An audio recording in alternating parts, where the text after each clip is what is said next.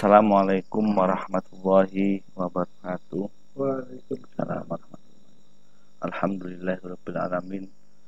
Alhamdulillah min akhwal akhwal ila ahsanil hal wala haula wala quwata illa billahil azim. Subhanaka la ilma lana illa ma 'allamtana innaka antal alimul hakim. Para pemirsa yang saya muliakan, kali ini kita akan sedikit membahas tentang posisi ilmu di dalam Islam atau keutamaan ilmu di dalam Islam. Jamaah rahimakumullah, ilmu sebelum kita membahas ilmu, kita akan mencari tahu apa sih ilmu itu. Sampai-sampai kalau tidak salah Kanjeng Nabi Muhammad SAW pernah ngendika, man aradal dunya fa alaihi bi ilmin wa man aradal akhirah fa alaihi bi ilmin wa man aradahuma fa alaihi bi ilmin. Siapa yang ingin menghendaki mendapatkan dunia, maka jalannya adalah ilmu, dan siapa yang menghendaki akhirat, maka tidak ada jalan lain kecuali ilmu. Kalau ingin mendapatkan keduanya, dunia dan akhirat, maka juga ilmu. Lalu apa itu ilmu? Ilmu secara bahasa setidaknya ada, kalau kita merujuk kepada Lisanul Arabi, ada beberapa makna. Yang pertama adalah ilmu bermakna zuhurun, ya, sesuatu yang jelas, atau bayanun, sesuatu yang nampak, ya, yang jelas, yang nampak, itu ilmu. Ada yang mengatakan ilmu itu sirajud, obor atau pelita.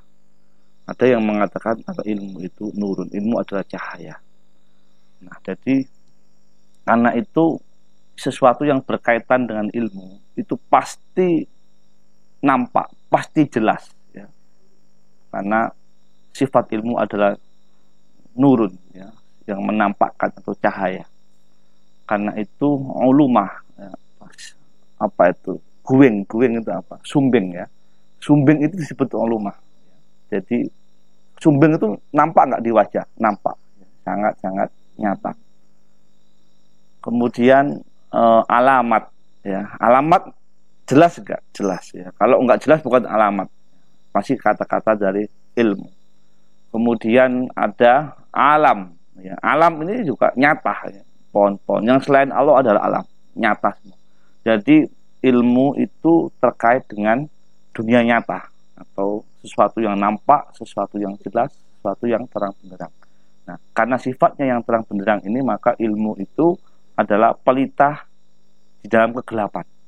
Kalau kita gelap gulita, kita membutuhkan obor, membutuhkan cahaya, dan membutuhkan petunjuk agar kita tidak di dalam kegelapan. Dan itu adalah ilmu. Karena itu sifatnya memberi cahaya, sifatnya sebagai pelita, sifatnya sebagai petunjuk, sifatnya sebagai yang menampakkan sesuatu, maka ilmu itu dibutuhkan untuk mencapai apapun, termasuk mencapai dunia dan akhirat. Para pemirsa yang saya hormati, di dalam Al-Quran ada banyak kata ilmu disebut, tetapi pada intinya adalah setidaknya ada dua hal. Kenapa manusia itu dikatakan lebih mulia, ya, dari makhluk yang lain sampai dengan para malaikat, bahkan para malaikat pernah diminta untuk bersujud karena wa'allamal adamal asma, ya, karena Adam sudah diberi ilmu oleh Allah, jadi asma, untuk mengetahui banyak hal, nama-nama. Jadi yang menjadi kunci kenapa malaikat sampai bersujud kepada manusia itu keistimewaannya karena memang punya ilmu atau berpengetahuan. Jadi makanya di dalam ayat yang lain utul ilmu darajat, bahwa orang yang diberi ilmu pengetahuan itu adalah punya derajat yang lebih tinggi dari yang lain. Para pemirsa, yang kedua adalah, ya, Al-Quran ayat pertama yang turun adalah Iqra bismi rabbikal ladzi khalaq, yaitu perintah membaca. Bacaan, ya, yang disebut juga Quran, ya, atau Quranan, ya, itu adalah sumber ilmu pengetahuan. Makanya sebelum iman, sebelum sholat fardu, sebelum zakat, sebelum yang lain, pertama adalah ilmu, yaitu perintah Iqra. Karena apa? Karena ini adalah hal yang paling pokok, karena kalau tidak ada ilmu iman bisa rapuh ya. Kalau tidak ada ilmu sholat ya bisa batal ya. Kalau tidak ada ilmu maka tidak bisa memahami kandungan syahadat. Jadi ilmu ini pokok. Tetapi ingat ya, Anda mencari ilmu, Anda punya sumber pengetahuan ya dengan bacaan. Kaitkan bacaan Anda, sumber Anda dengan Bismi Rabbik, yaitu dengan atas nama Tuhan.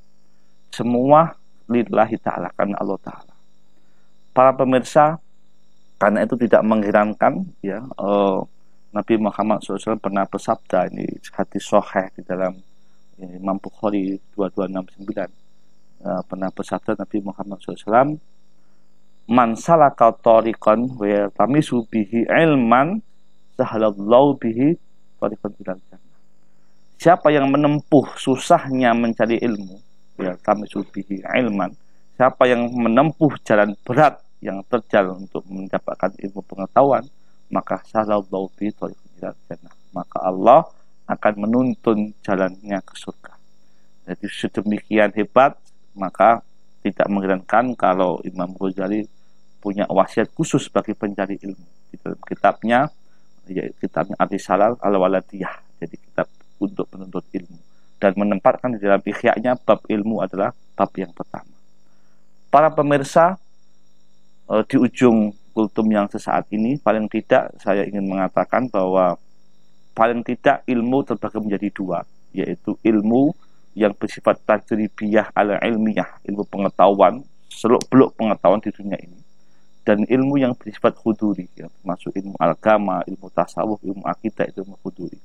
Nah, kedua-duanya adalah baik, kedua-duanya adalah punya maqamat, karena yang disebut di dalam Al-Quran min ibadil ulama itu adalah ilmu orang yang berpengetahuan apa saja, ya, termasuk berpengetahuan yang bersifat ilmu tajribah duniawi.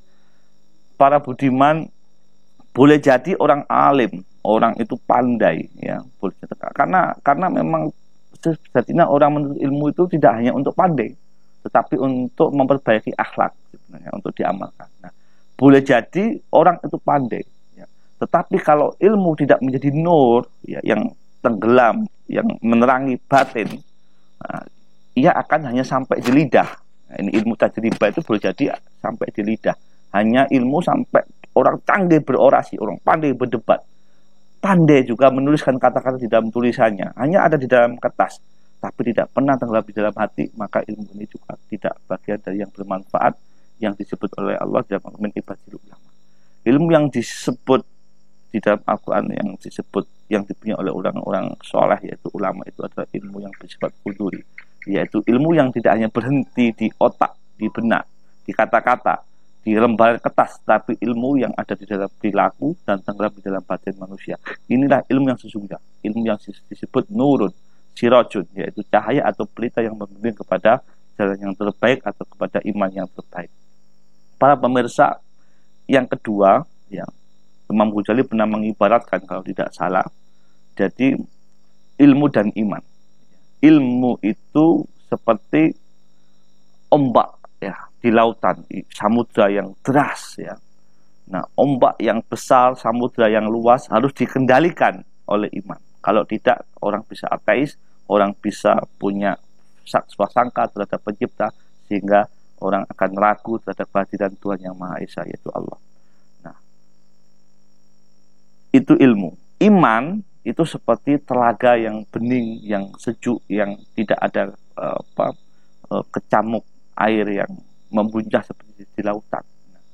Jadi pada dasarnya ilmu itu ya tadi harus dikaitkan dengan bismi rabbik, ya, harus dikaitkan dengan iman. Kalau tidak, dia tidak akan terkendali seperti ombak di lautan. Nah, sifatnya iman yang kokoh juga harus dibarengi dengan ilmu.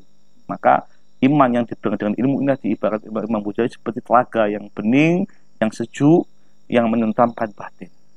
Mudah-mudahan sedikit ini bisa bermanfaat untuk generasi muda NU terutama, agar senantiasa belajar yang sungguh-sungguh, sehingga kita tidak hanya mendapatkan pengetahuan, tapi perilaku kita menjadi sopan, berakhlak karimah, dan sejuk buat yang lainnya.